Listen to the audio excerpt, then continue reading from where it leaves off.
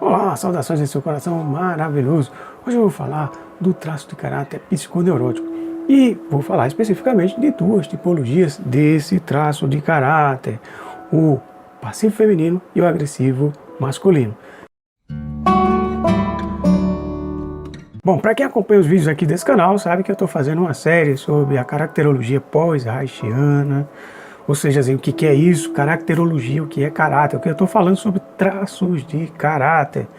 E especificamente estou falando do traço de caráter psiconeurótico. Pô, Zé, piorou. O que é isso, Zé? Dá seta. Quando eu falo em caráter aqui, não é aquela coisa moral de ser bom ou mau caráter. Quando eu falo em caráter aqui, eu estou falando em traços, em formas de comportamentos, a forma como o indivíduo reage a determinadas situações, as características que a pessoa repete na sua própria vida. Ou seja, como o indivíduo se defende de situações adversas, como é que ele reage ou ela reage em determinadas situações. Ou seja, tudo que expressa aquilo que é mais interno em você, tudo aquilo que é da sua psique, tudo isso é o que a gente se refere ao que chamamos de traço de caráter. Pela base do que a gente estuda, né, que vem de William Reich, né, onde ele fala que nós podemos dizer que a gente vem de uma ordem, né, nós somos programados para uma ordem. É claro que existe também a desordem, existe o caos, existe a ordem. O que acontece? Pelo procedimento normal, o fluxo normal da vida, a gente ia se organizando na ordem. Quem se organiza nessa ordem seria o caráter genital, seria um caráter puro, um caráter saudável, pleno, de uma pessoa extremamente espontânea, alinhada com a verdade da vida, do seu corpo, uma pessoa que reage de uma forma autêntica a determinadas situações. E aí, mas o que isso tem a ver com os traços de caráter? Os traços de caráter são exatamente quando há uma desordem.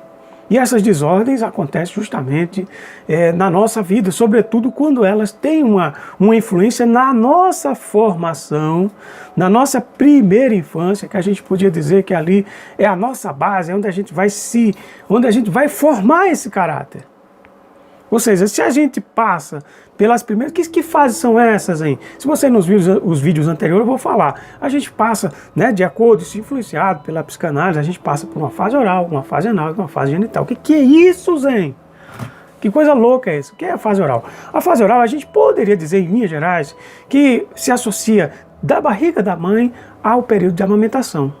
A fase anal é aquela fase em que a criança está ali controlando seus esfíncteres. Quando ela começa a dominar as coisas, manipular, comer uma comidinha mais sólida, ou seja, ela já saiu da fase oral, de amamentação, de tudo ser experimentado pela boca. Agora ela já tem mais firmeza, já ganha um pouco mais de independência.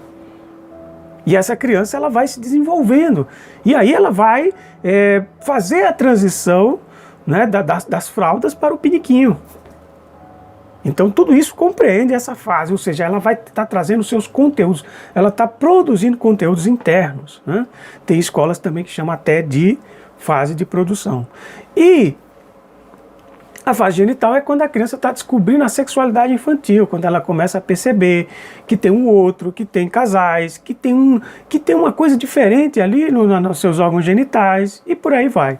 Então, pela lógica natural, se tudo isso transcorrer de uma forma natural, se tiver sucesso, não tiver atropelo, não tiver estresse, o que é muito raro, muito difícil, a criança desenvolveria um caráter puro, que seria algo que a gente não conhece, a gente poderia associar mesmo somente... a gente não tem referência, poderíamos dizer que talvez as comunidades primitivas, mestres e mestras ascensionados, talvez provavelmente desenvolvem um caráter organizado, né, um caráter maduro. E quando acontecem esses atropelos, desenvolve traços de caráter. E o traço de caráter que a gente está abordando aqui é o traço psiconeurótico.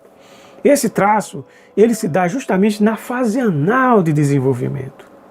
Ele tem várias fases. Ele tem uma fase que é considerada, são os nomes que foram dados, sobretudo com as nomenclaturas da época, que inclusive a escola navarriana, que é essa escola que eu estou dando um enfoque aqui, né, trazendo esse conteúdo aqui para esse canal, ela aborda também outras terminologias, mas na época, né, foi considerado caráter psicopático, né, esse é um dos que se formam, né, dentro do traço de caráter psiconeurótico. A gente tem também o quê? tem o obsessivo compulsivo, é outra tipologia, a gente pode dizer que é uma tipologia de caracterológica. E a gente tem o passivo feminino e o agressivo masculino. Tudo isso se dá na fase ali anal.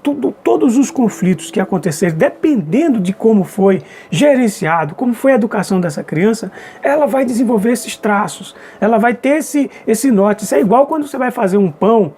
Ali você tem aqueles ingredientes, você tem lá o fermento, você tem o ovo, você tem o trigo, tem, né, a água. Então, se você vai misturando, se você coloca um ingrediente a mais ou um ingrediente a menos, o pão vai ter um determinado formato, ele vai ter uma determinada característica.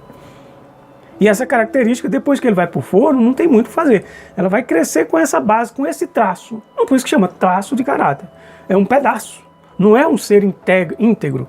Agora, inclusive, do ponto de vista do trabalho terapêutico, é ajudar a pessoa a amadurecer esse traço de caráter. Se amadurece, dentro desses traços, ele vai se aproximar ao máximo daquilo que é mais puro, daquilo que é mais saudável, daquilo que está mais no contexto da ordem, da organização.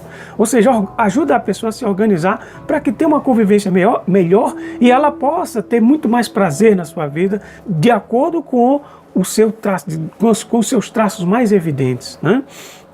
E na escola navarriana, basicamente a gente desenvolve duas estruturas que são as mais marcantes que estão na fase oral, que pode ser chamada de que, claro, que isso aqui eu estou falando em linhas gerais, a gente pode dizer o quê?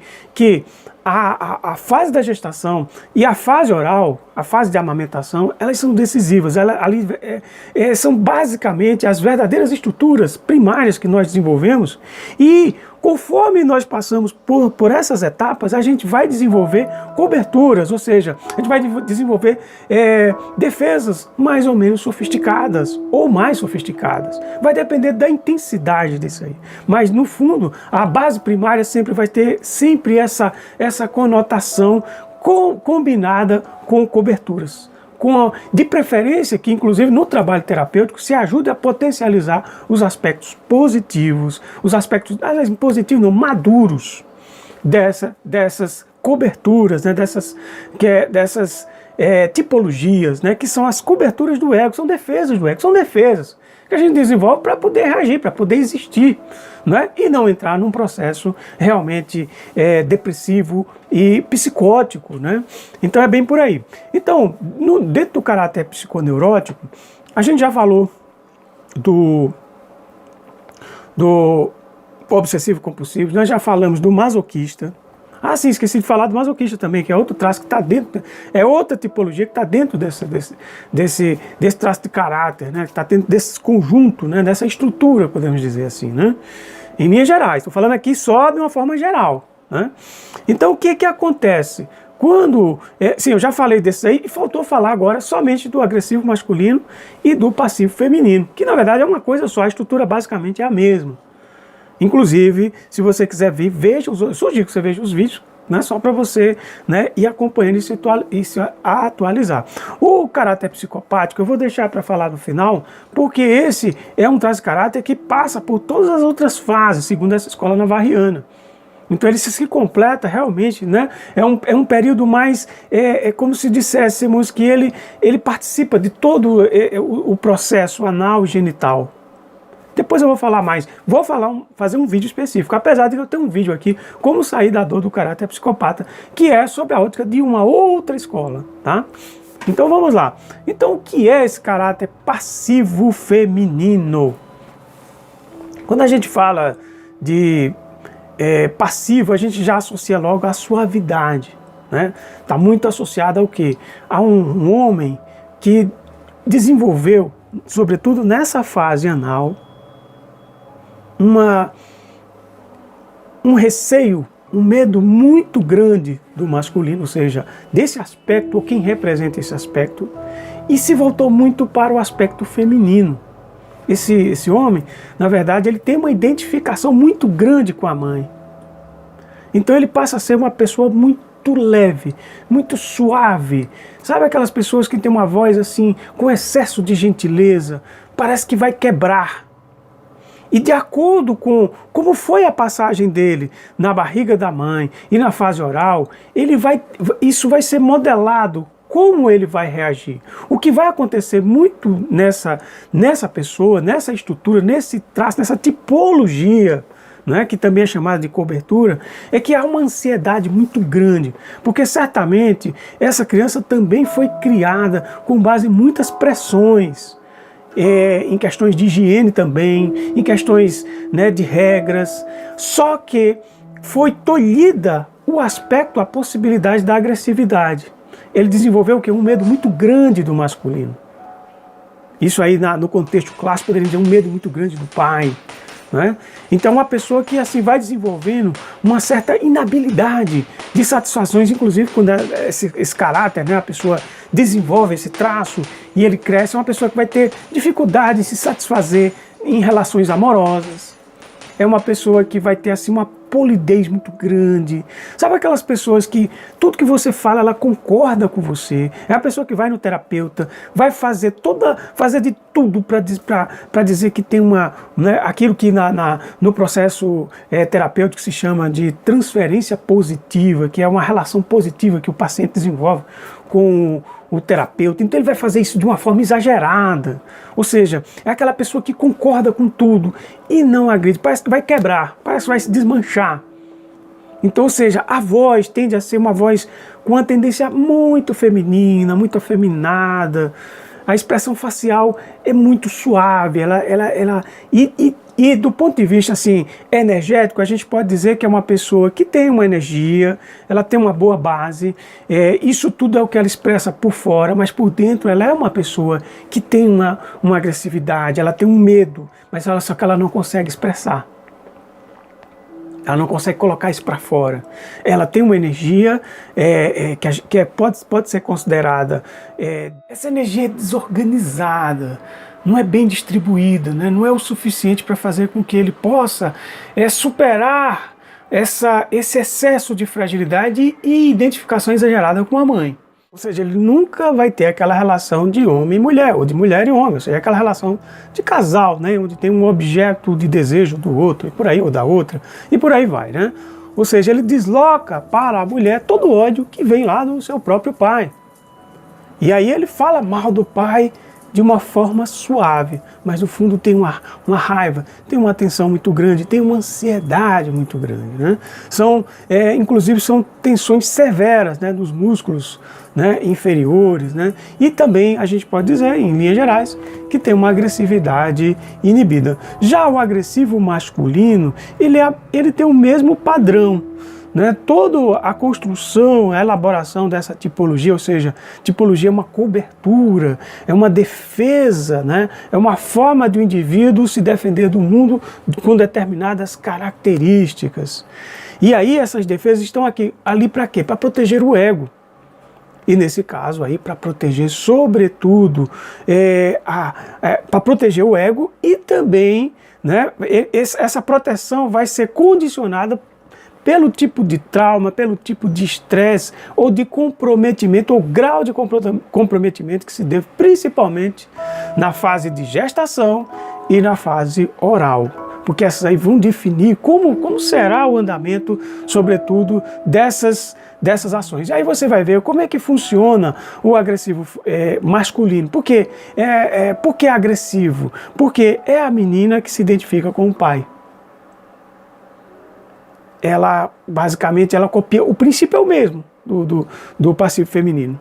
Então ela tem uma energia, né, que é ascendente para a cabeça. Quando eu falo desorgonótico, é porque é a energia desorganizada. Ela tem essa mesma energia desorganizada que vai para cima. Ela tende a ter essa força maior para cima, né? Ou seja, vai ser uma pessoa que vai ser pautada, a vida dessa pessoa vai estar pautada, né, como forma caracterológica, como defesa de uma pessoa que vai passar por cima dos seus sentimentos mais suaves, mais ternos. É o oposto.